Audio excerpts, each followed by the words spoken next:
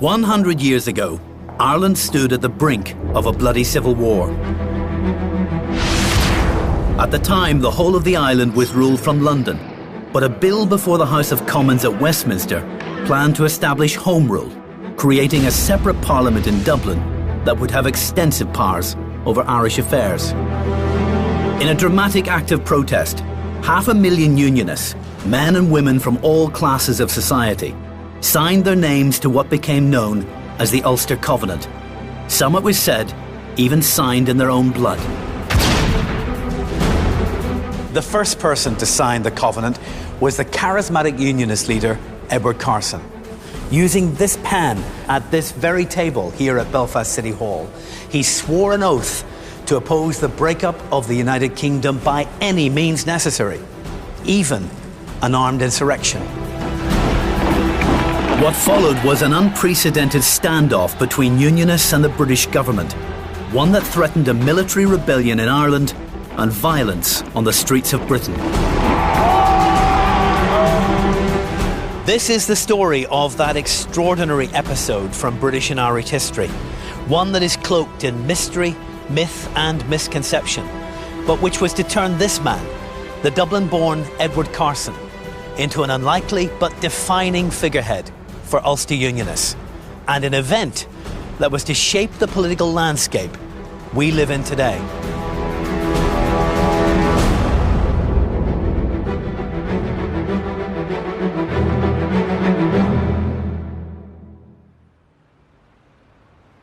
The Public Record Office of Northern Ireland in Belfast's new Titanic Quarter is a repository of our history.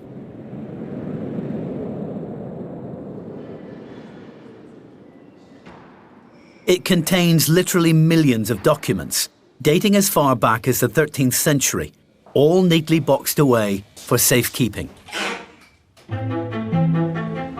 These boxes may look rather anonymous, but they contain the laws, the letters, the diaries, the accounts, the maps and the photographs that tell our story.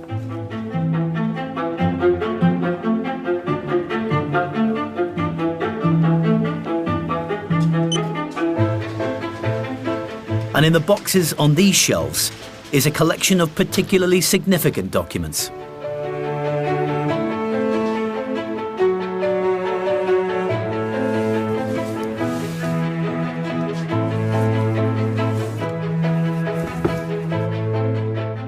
Signatures, hundreds of thousands of them, bound together in little folders by county. Each full scat page contains 10 signatures, names and addresses. And at the top, a copy of the Ulster Covenant, the solemn promise made by Unionists and signed on a clear-skied Saturday in September 1912.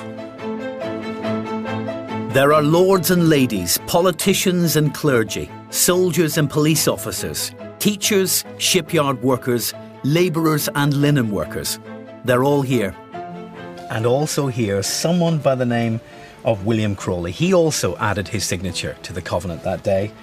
Beyond the same name, I can find no other connection to him. He gives his address as 34 Ormo Street in South Belfast, and the place where he signed the Covenant was the Old Town Hall in the city centre. But what fired up Unionists like this William Crawley?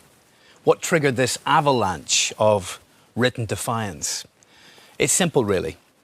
This Covenant was a response, a call to arms, a reply in simple black ink to a document these people believed was a political death sentence. But political change was not the only issue troubling the people of Ulster at this time. On the 15th of April 1912, news began to reach Belfast of a shocking disaster. Titanic, the world's largest passenger liner, launched from the city's shipyard the previous year, had struck an iceberg with a terrible loss of life. The industrial pride of Ulster was shattered.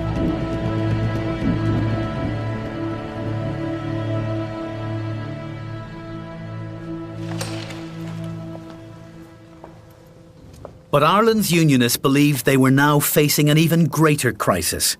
4 days before the Titanic disaster, the British Prime Minister, Herbert Asquith, had introduced the Home Rule Bill for Ireland. If it was passed into law, Ulster would be governed not by a British Parliament in London, but by an Irish Parliament in Dublin, exercising extensive powers devolved from Westminster.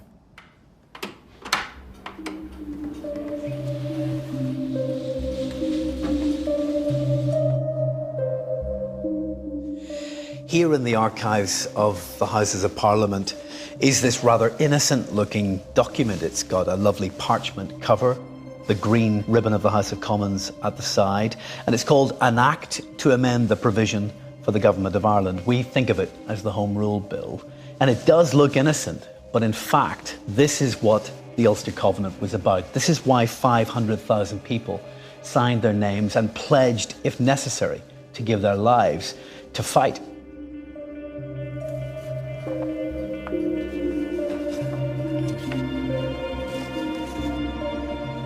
You get a real sense of the scope of what is intended in this Act from the first page. Notwithstanding the establishment of the Irish Parliament or anything contained in this Act, the supreme power and authority of the Parliament of the United Kingdom shall remain unaffected and undiminished over all persons, matters and things in Ireland and every part thereof. Why were Unionists so enraged by this document? Well, I think one way of dealing with that is to look at the Covenant itself.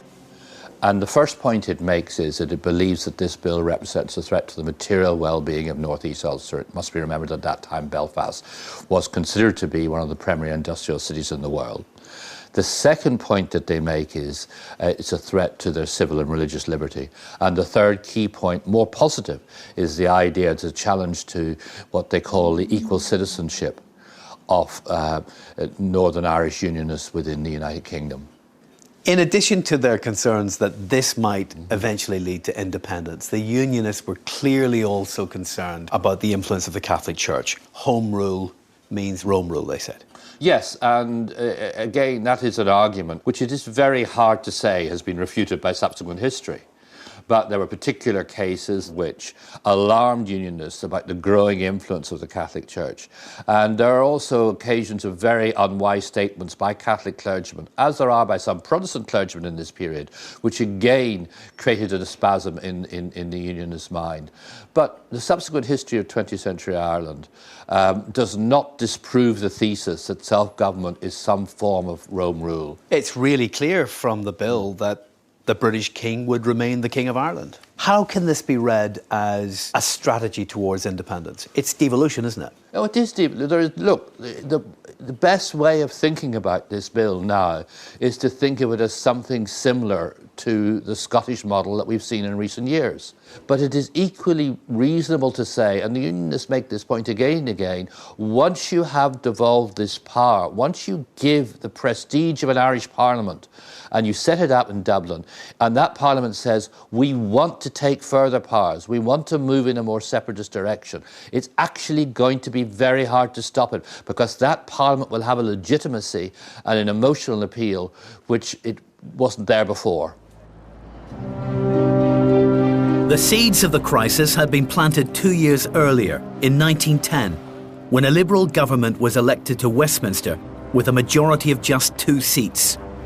That left the Irish Nationalists, led by John Redmond, the MP for Waterford, holding the balance of power in the British Parliament. With the crucial leverage they needed to press forward with Home Rule, they seized their moment. In return for the Irish Nationalists' backing in Parliament, Asquith's Liberal government supported their demand for Home Rule and agreed to introduce the bill in 1912. It was a political deal that kept the Liberals in power, but as events would prove, Asquith gravely miscalculated the ferocity of Unionist opposition to it. Asquith's cabinet colleague, Winston Churchill, would soon look that opposition in the eye when in February 1912 he travelled to Belfast to present the case for Home Rule. Fearing violence, the army even had to deploy 5 battalions of soldiers to guarantee Churchill's safety when he addressed a rally in the city. Afterwards, as crowds of Unionists gathered at the Belfast hotel where Churchill was staying, the authorities arranged for him to slip out of the city through the back streets and secreted him away to an early departure from Larne Harbour. He exited Ulster, Unionists said, like a thief in the night.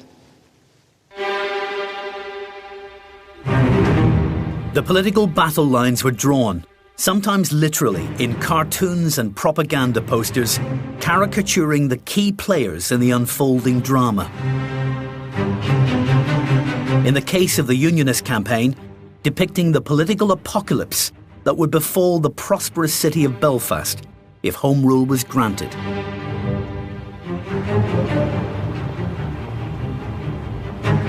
This grand house in East Belfast soon became the epicentre of Unionist resistance to Home Rule. In 1912, it was the home of the man who could rightly be described as the architect of Unionist opposition, the MP for East Down, James Craig.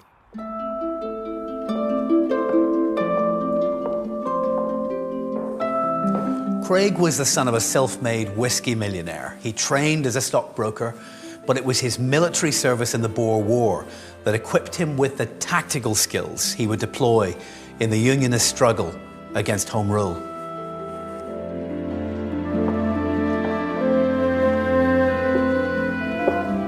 A 100 years ago, Craigavon House was alive with Craig's personality. This is the room where Craig entertained his guests, some of the leading political figures of his day.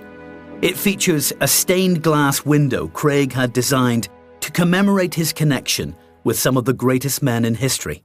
Michelangelo, Shakespeare, Mozart and Titian, all, like Craig, thought to be Freemasons. While he was a skilled organiser, Craig knew that with nationalists pressing for Home Rule, Unionists needed a charismatic champion for their cause. In effect, they needed a first-class lawyer, a man who would forcefully argue their case before the court of British opinion. Craig also knew that only one man had the legal skill, the personal charisma, and the political stamina to play that role. A Dublin MP who had curiously little knowledge or experience of the very people he would have to represent, the Protestants of Ulster. His name was Edward Carson.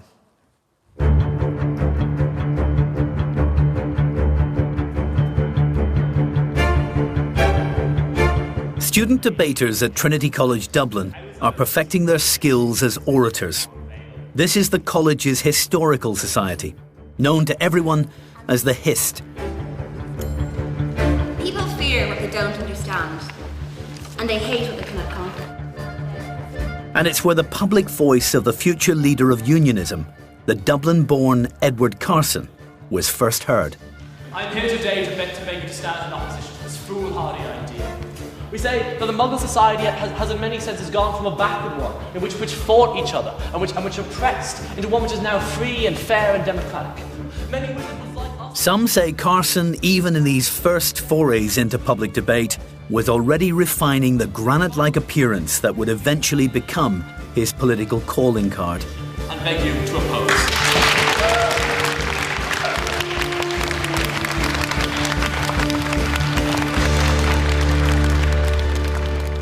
While Carson maintained a pretty mediocre academic record at Trinity, it was followed by a brilliant career at the bar that would see him acting in some of the most high-profile cases of his day. He was the victorious counsel in the famed Winslow Boy trial, when he defended a teenage naval cadet against an allegation of theft. Even more sensational was his role in the libel trial of one of his most celebrated contemporaries from Trinity days, Oscar Wilde. When Wilde discovered that he would face Carson in the court, he's reported to have said, "No doubt he will pursue his case with all the added bitterness of an old friend." Carson's growing distinction at the bar, both in Dublin and in London, made a career in politics almost inevitable. By 1905, he had served for 5 years as Solicitor General in a Conservative government, and when Irish Unionist MPs at Westminster needed a new leader after the election of 1910, Craig and others pressed Carson to accept the position. Carson knew the odds were stacked against the Unionist cause, but as he walked into Parliament as the new leader of Unionism, he did so with the uncompromising zeal of a resistance fighter. It was here in September 1911, in the grounds of his home, that Craig mobilised 50,000 Unionists to meet their new leader, to prove to Carson that their willingness to resist the Home Rule Bill was not in doubt.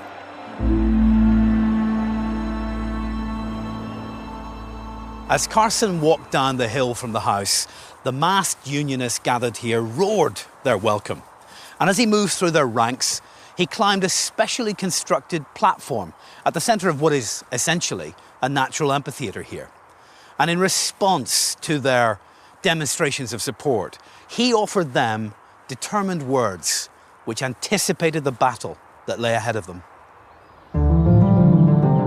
"I know the responsibility you are putting on me today," he said. "In your presence, I cheerfully accept it, grave as it is. And I now enter into a compact with you, and every one of you. And with the help of God, you and I, joined together, will yet defeat the most nefarious conspiracy that has ever been hatched against a free people." Events were moving quickly. Carson's words were widely reported in the national press. But his rousing speech was soon dismissed by Winston Churchill as nothing more than the trivial frothings of a Unionist politician. Churchill may have delivered a colourful rebuff to their campaign, but Carson and Craig found a high-profile supporter in a national politician of Ulster descent. None other than the Conservative leader, Andrew Bonar Law. His father had served as a Presbyterian minister in Coleraine, and Bonar Law, a frequent visitor to the province, understood the mindset of Ulster Protestants better than Carson. On the 9th of April 1912, Easter Tuesday, Bonar Law was the guest of honour at a demonstration of Unionist strength in the Royal Agricultural Grounds at Balmoral in Belfast. 100,000 men and women paraded in front of his platform.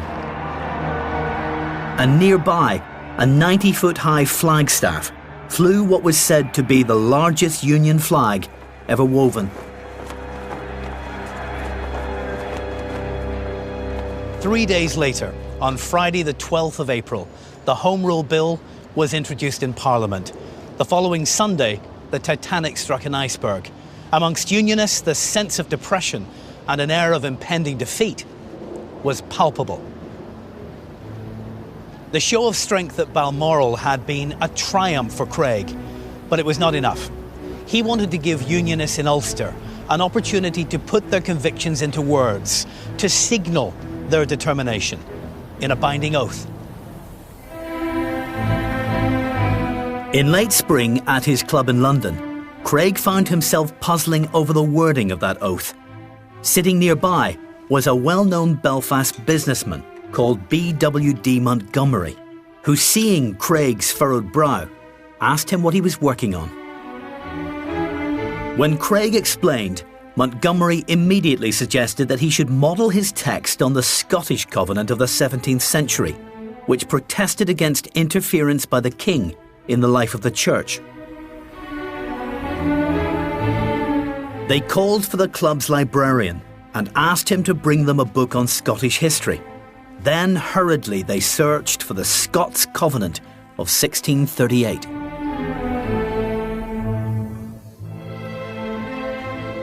It was the biggest eureka moment of Craig's life. Rediscovering that covenant in the 20th century was a revelation.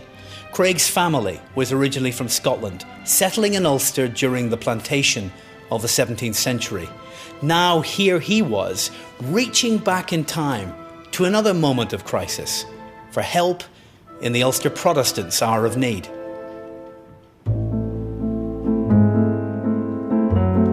Getting the wording of the Ulster Covenant right was a matter of huge importance. Craig wanted a manifesto that would set out the case against Home Rule persuasively, but he also wanted something that would move Unionists, if necessary, into action. Craig also realised that the lengthy, archaic language of the Scottish Covenant would be lost on most of his followers. He needed something simpler, more plain-spoken. The search was on for someone who could turn a phrase, but who also understood the quickening heartbeat of Ulster Unionists. The man given the crucial task of fashioning a completely original covenant is all but forgotten today. His portrait by the artist Frank McKelvey is stored away here at the Ulster Museum's archives.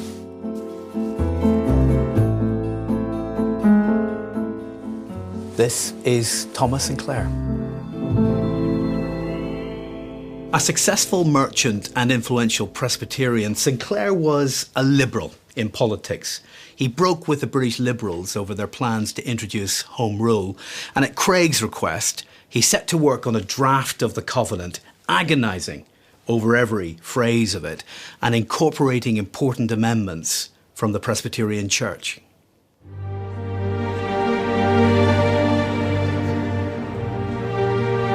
In short order, Sinclair delivered a text that put a smile on Craig's face. Short enough to be carried in the wallet of every Unionist, it would bind its signatories to a defiant defence of Ulster.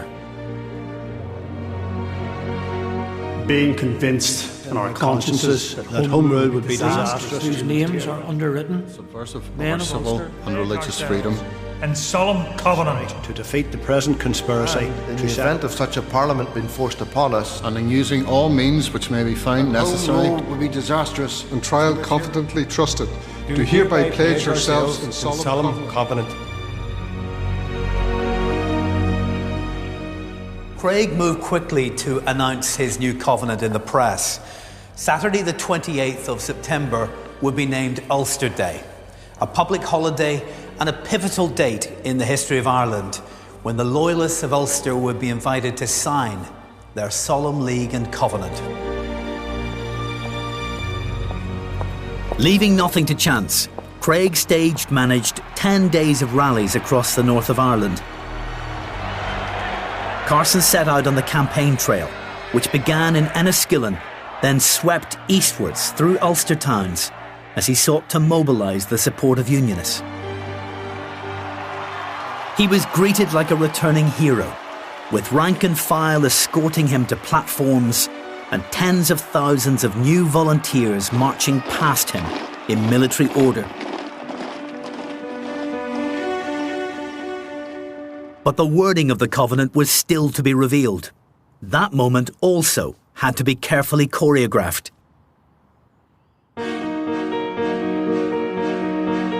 On the 19th of September, at precisely 4 o'clock in the afternoon, Carson took his place on the front steps of Craig's home, which to all intents and purposes had become the birthplace of the Covenant, and addressed the assembled press.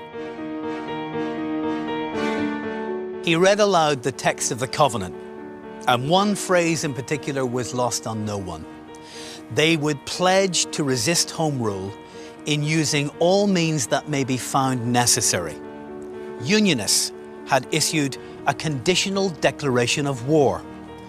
If a parliament in Ireland was forced upon them, they would fight.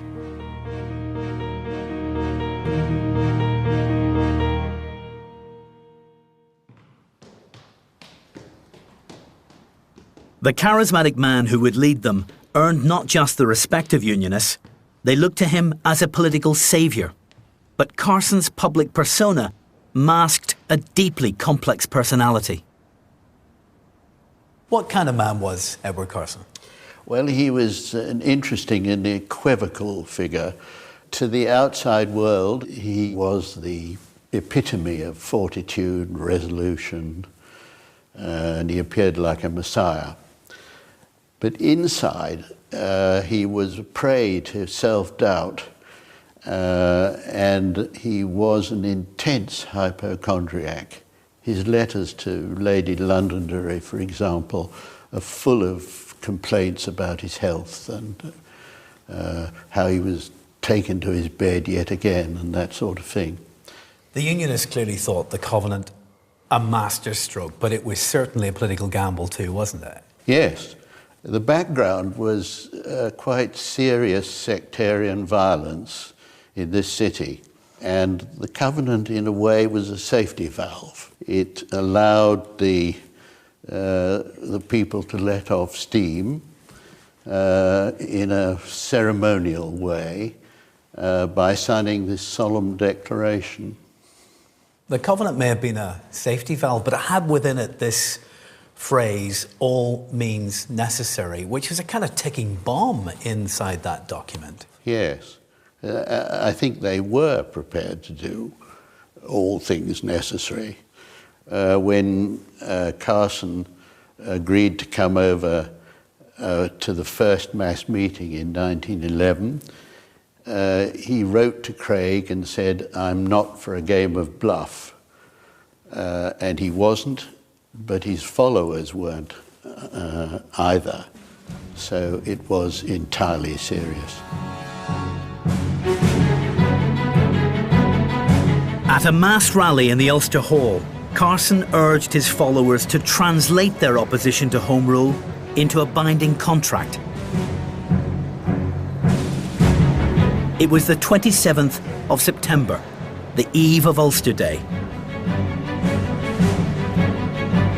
Inside, the hall was crammed to capacity. Outside, thousands more filled the surrounding streets, held together by a sense that they were not just watching a unique event unfolding, they were making common cause in a moment of history.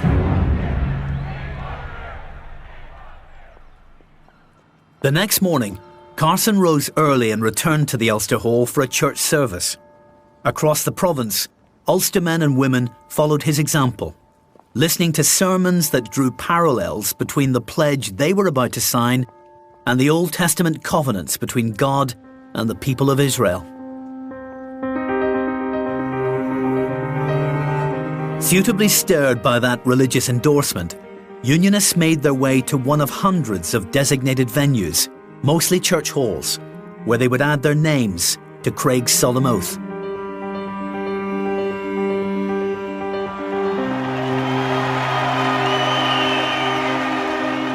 An atmosphere of almost religious intensity greeted Carson as he walked in a military procession towards the City Hall. Ahead of him, a flag that was said to have been carried by King William III's troops at the Battle of the Boyne.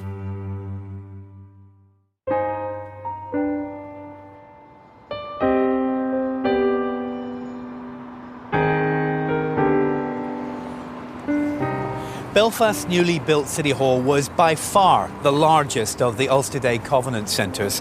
It was just 6 years old in 1912, and this marked its transformation into the focal point of Ulster's defiance.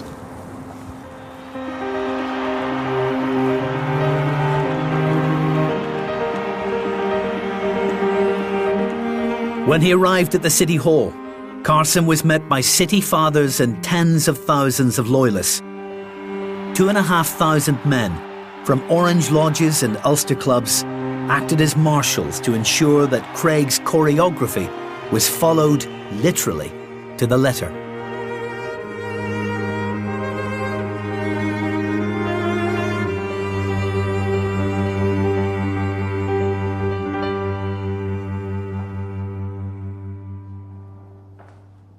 Standing here under the dome of the City Hall, in this grand entrance space, surrounded by civic, political and religious leaders, Carson leaned over this specially constructed table. And this is the actual table. And as he looked down, he saw a copy of the Covenant that had been placed here by James Craig.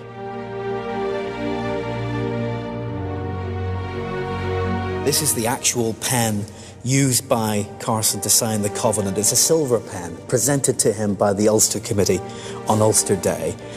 And look at the box that accompanies it. It has some of the names centrally connected with the Covenant's history.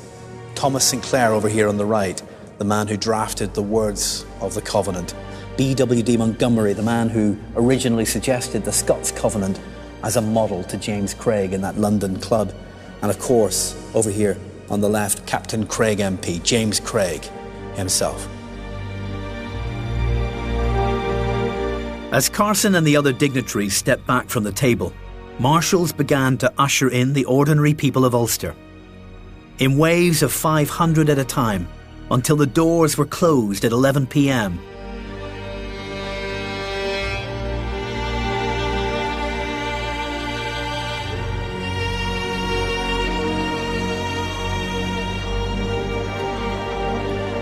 They signed using makeshift desks constructed along the City Hall's corridors.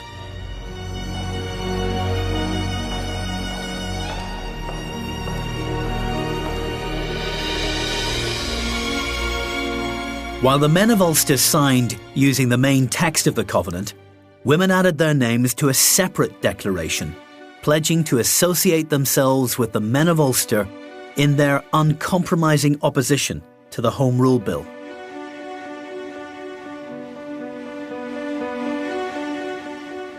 The resolve of those who signed on Ulster Day was so great, so visceral, that a story began to travel through the province and beyond, that some had even signed the Covenant in blood. There is, however, one signature that conforms to the myth. Major Fred Crawford. Or so it would seem. Crawford commanded the marshals on Ulster Day, and his signature here is written in red, unlike all the others on the page. Of course, it's possible that it's merely red ink. But look at this. Those who signed were given personal copies of the Covenant, and many of these were displayed on the walls of homes all across the country. This is Fred Crawford's personal Covenant certificate. It says at the bottom, the above was signed by me on Ulster Day in 1912, and then just look here, in my own blood.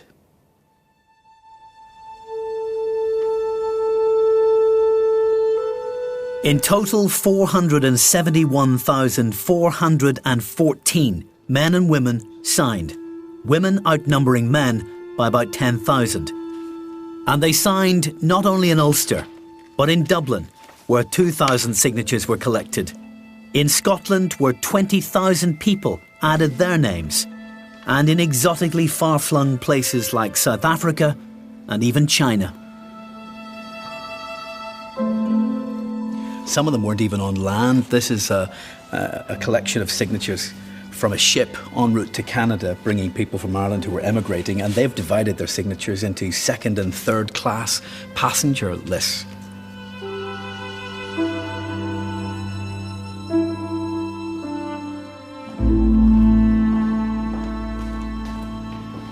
On the evening of Ulster Day, while thousands were still signing at the City Hall, Carson was the Lord Mayor's guest of honour for dinner at the Ulster Club in the centre of Belfast. They toasted the King and revelled in the sheer triumph they'd just witnessed. That night, as Carson made his way to Belfast docks to catch the boat to Liverpool, thousands of cheering, waving supporters lined his route, imploring him not to leave. Obviously, Ulster Day itself was, in every sense, a red-letter day for Protestants. What was that day like for nationalists here? I think it was ostentatiously ignored by nationalists in Belfast, in Derry and elsewhere. It was a normal day. Football matches proceeded. Men went to the bookies. Whatever they did on a Saturday, really. It was very much a Protestant occasion. And it was mocked, of course, by the nationalist press. It's a carnival of fools, you know. It's a kind of a masquerade of noise, a cacophony of orange bluster. Did any Catholics sign the Covenant? I think it's absolutely certain that no Catholic signed the Ulster Covenant. I mean, the best example would be the leading Roman Catholic Unionist, Denis Henry, who later became Lord Chief Justice of Northern Ireland, a close colleague of Carson's. He didn't sign the Covenant because it was not invoking his God or his religious experience. I mean, as an Ulster Catholic, as an Irish Catholic, his background was the penal laws, Catholic emancipation. That was his background. It wasn't the God of Presbyterian battles which was invoked by the Covenant. There was also a counter-covenant of a kind, wasn't there? A second covenant? Absolutely. Towards the end of 1912, people like the Reverend J.B. Armour, the great Presbyterian minister from Ballymoney, Sir Roger Casement and others produced this counter-covenant which actually expressed enthusiasm for Irish Home Rule. And it was perhaps signed by about 3,000. Which is proof that not all Protestants were on the side of the covenant. It wasn't just one story. It certainly wasn't, and in certain areas like the Root area around Ballymoney where Protestant Home Rule sentiment was strong, and when in fact there was a very strong nexus of feeling, Ulster Day was hardly acknowledged at all, thanks to the influence of people like Armour and others. But I mean, throughout the bulk of Ulster, from Cavan to the Giant's Causeway to the streets of Belfast, there was this occasion of solemnity, of Protestant solidarity, preceded by church services, attended by the gentry, and of course in Belfast by people like Carson and Craig.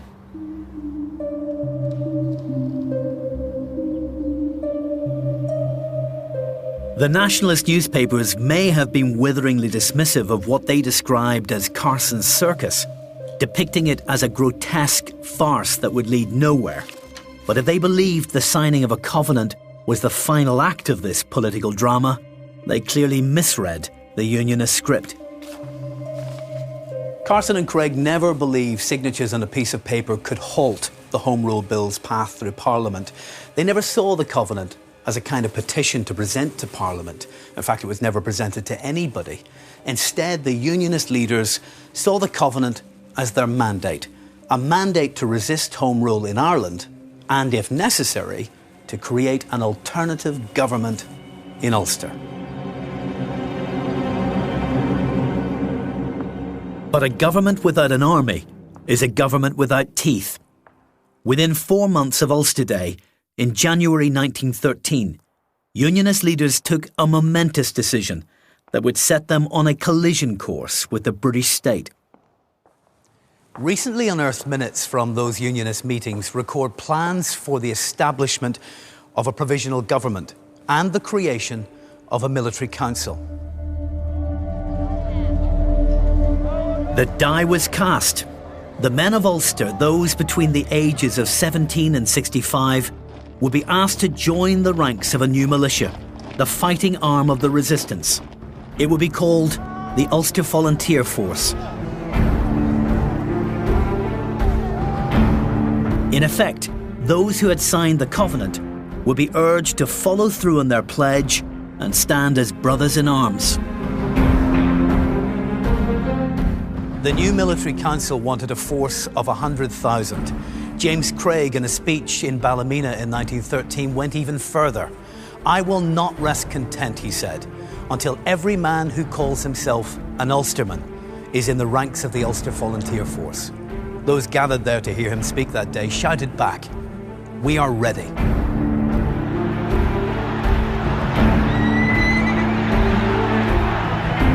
Thousands of Unionist women also volunteered to serve as part-time nurses, but not only that. When their husbands, sons and brothers drilled, they drilled alongside them. Wealthy local businessmen were amongst those who offered money to equip the new force. First, they needed guns, which would have to be imported from abroad. It was a dangerous move, but British law permitted militias to organise and arm themselves so long as their purpose was to defend the empire. It was a loophole that Carson the lawyer turned to his advantage. The Unionist campaign to mobilise an armed force would be entirely legal. As MPs in Westminster debated the passage of the Home Rule Bill, and Unionist militiamen wondered when, if ever, they'd start drilling with real rifles instead of broomsticks, 500 delegates from the Ulster Unionist Council assembled here in the Ulster Hall. And revolution was on the agenda.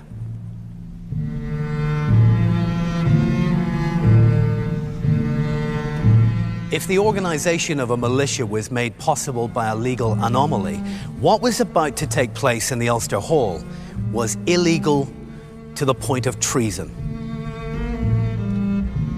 These minute books from the Ulster Unionist Council show that they voted that day in January 1913 to delegate their powers to a provisional government.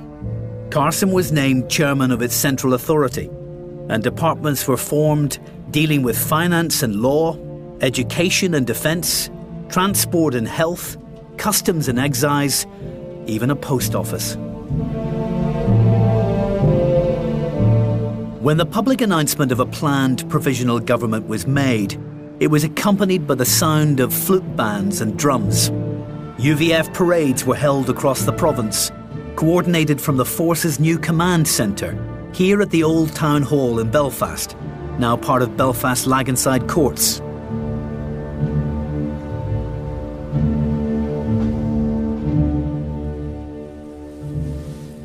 It's an irony that this place is now a courthouse, given how much illegality was dreamt up between these walls in 1913.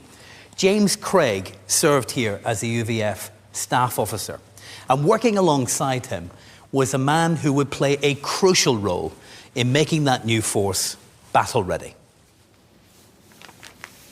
When Fred Crawford opened a vein and spilled his blood on the Ulster Covenant, he knew what that signature represented. A willingness not just to risk his own life, but the lives of others in the fight against Home Rule. And Crawford's blood was stirred by adventure. He had travelled the world and saw action in the Boer War as an artillery officer. When he returned to Belfast, the same year Carson was elected to Westminster, he was drawn into the battle against Home Rule. Crawford's military experience and his developing contacts with arms dealers made him the perfect candidate to serve as the UVF's Director of Ordnance. But the force's efforts to get hold of guns would have to be conducted very secretly. In December 1913, Asquith's government used robust new legislation to close the loophole that permitted arms importation. Where others felt inhibited by this change in the law, Crawford was in his element.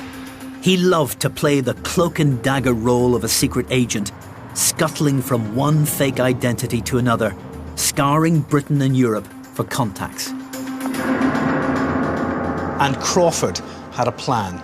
If he pulled it off, he said, it would be a coup and a humiliation for Asquith's government. He faced opposition from some within the UVF Military Council, who clearly thought Crawford was, to say the least, out of control. But he knew he needed the support of one man above all others. At Carson's home in London's exclusive Belgravia district, Crawford set out his plan, one that he knew could cost him his life. He told Carson he would go through with it only if he had the Unionist leader's total support. Carson listened carefully, then looked Crawford in the eye and said, "Crawford, I'll see you through this business, even if I have to go to prison for it." Then he added, "You are the bravest man I have ever met." Crawford replied, "I leave tonight."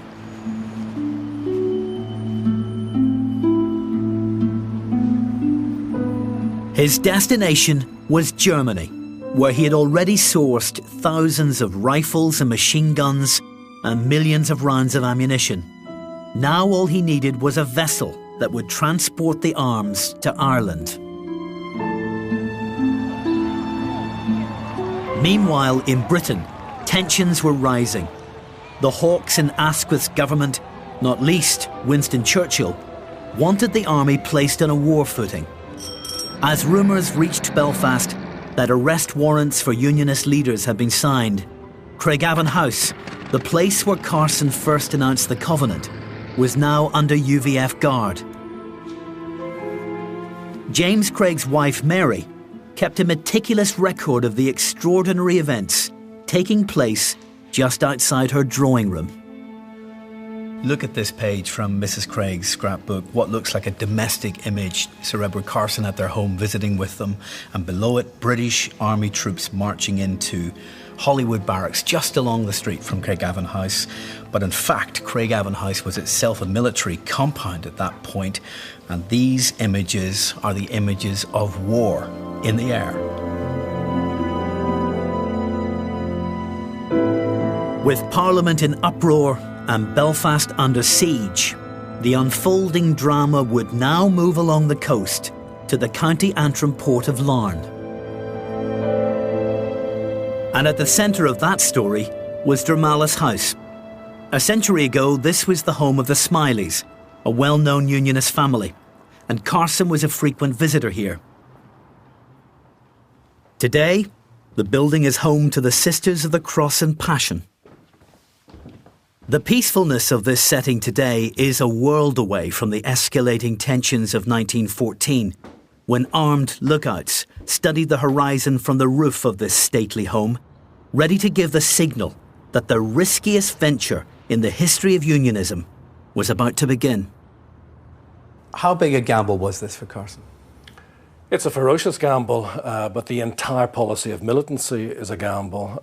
In my view, I think that militancy is about stoking up the pressure within the constitutional process at Westminster to narrow Asquith and the Liberal government's room for manoeuvre.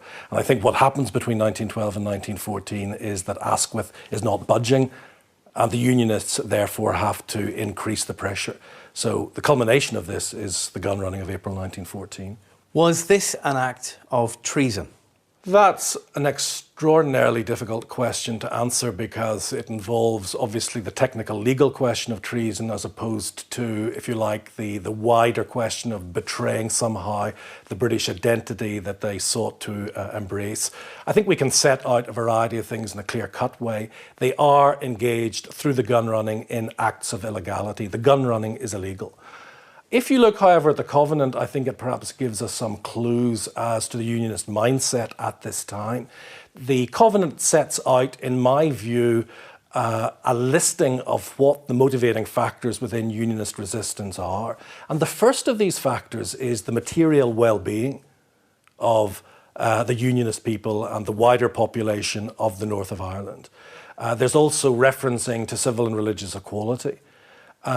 And the unity of the empire comes, I think, some way down the list of what the Unionists are prioritising in terms of their motives. What's Germany's relationship to all of this and the Kaiser's role in this gun running? The arms, of course, originate in Germany. And it's also the case, of course, that Germany has a vested interest in stirring the ugliness of Irish party political passions in the context of an earlier arms race with Great Britain and on the eve of the Great War. The Germans wanted guns in here.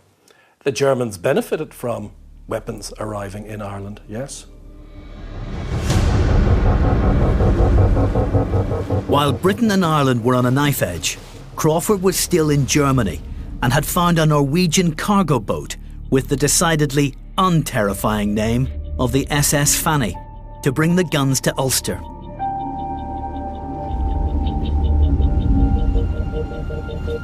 In March 1914, 25,000 rifles and more than 3 million rounds of ammunition were secretly transported from the docks in Hamburg and loaded onto the steamship before it set course for Ireland. It was a journey against the odds, as Crawford and his cargo had to evade capture while they made their way through the English Channel and into the Irish Sea.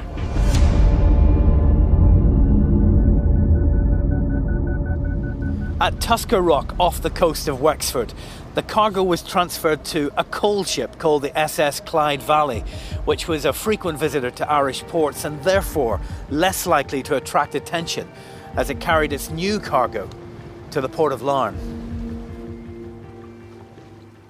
Though not before Crawford renamed the Clyde Valley the Mountjoy, after one of the vessels that came to the rescue of Ulster Protestants during the siege of Derry in 1689. Crawford's Mountjoy reached its final destination here at Larne on the evening of the 25th of April. With great haste, the ship's deadly cargo was carried to Dromalis House and quickly dispersed in convoys of motor cars to arms dumps across the north of Ireland. It was all done before the authorities knew anything was happening.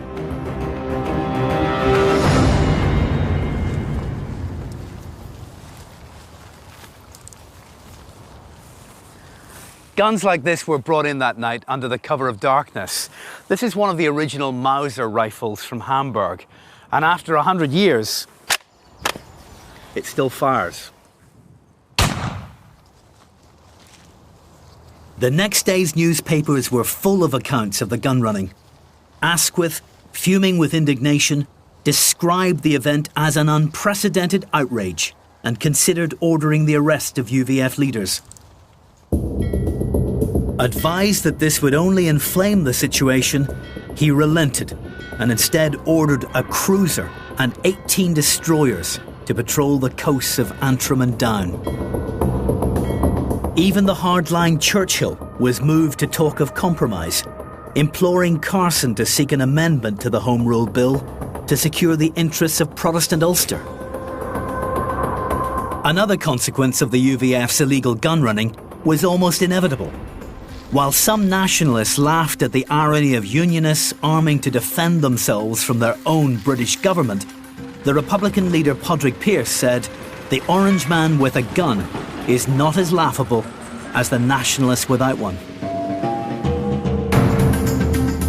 And so, within 3 months of the Larne gun-running plot, the Irish volunteers pulled off their own coup at Howth, just north of Dublin.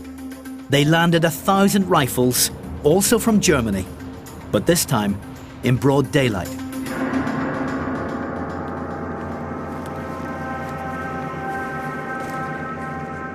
The stakes were now very high indeed. 2 armed militias were now drilling in Ireland. With the outbreak of fighting, supporters from England would almost certainly be drawn in to take up arms themselves and could even divide the loyalties of the British Army. Without a resolution, Britain itself could sink into civil war.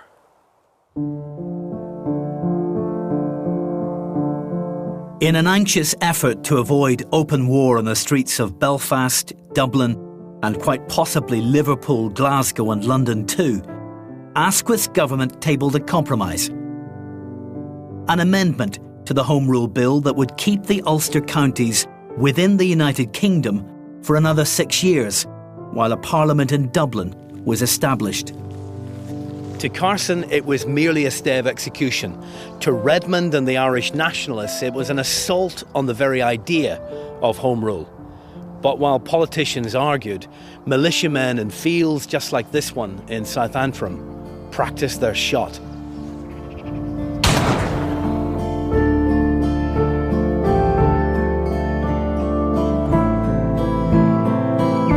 On the 21st of July 1914, in a desperate attempt at mediation, the King, George V, intervened.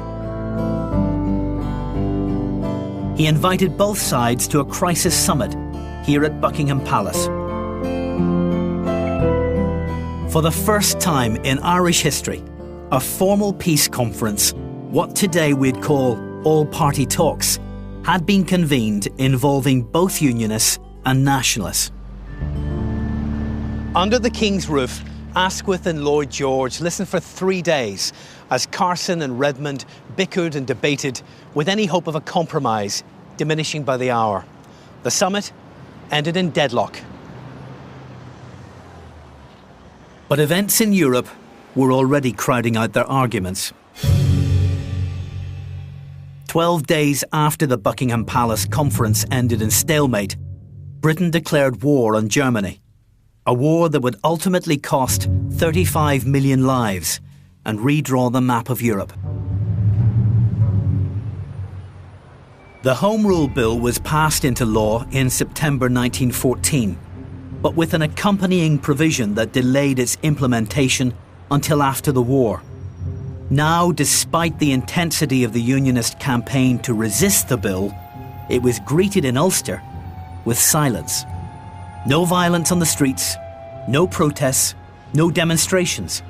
Against the backdrop of war in Europe, it was practically ignored.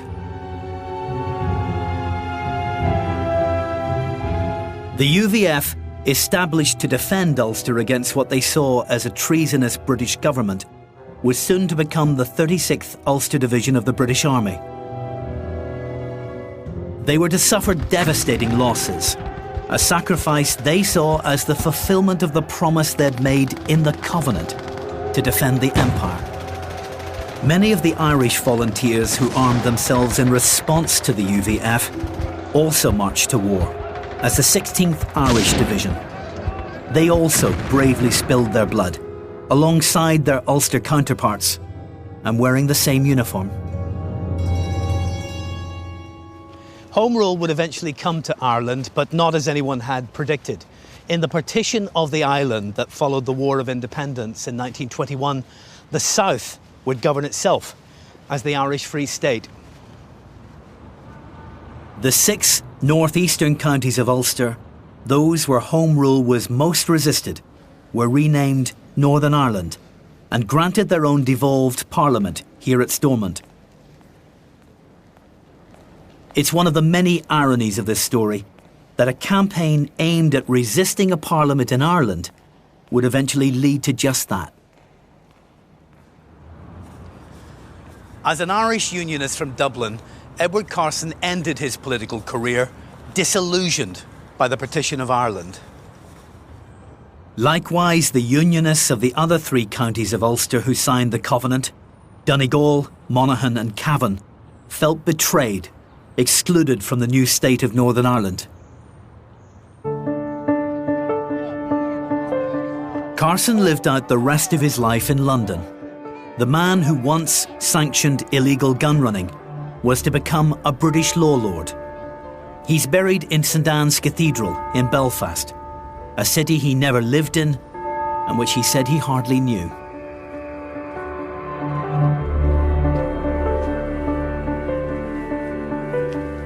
James Craig would serve for 19 years as the first Prime Minister of Northern Ireland. The agreement he helped to broker, which divided Ireland into 2 states, was, he said, a pragmatic necessity, the only way to ensure that the Protestant unionist tradition could be protected and given a future.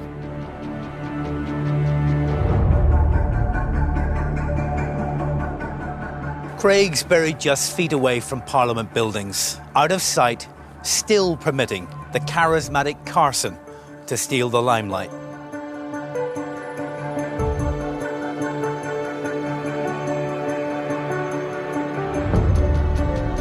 And here at the base of Carson's statue, which dominates the approach to Stormont, these bronze reliefs record episodes in the story of a covenant that continues to prompt political debate to this day.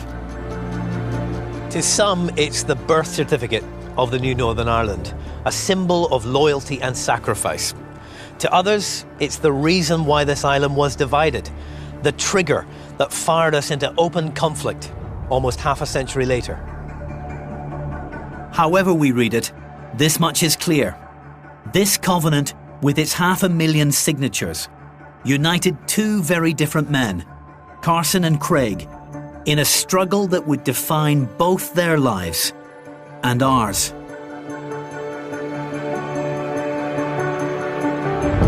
A covenant that's still cherished by unionists, but which needs to be understood by everyone on this island if we're ever to make sense of our common story.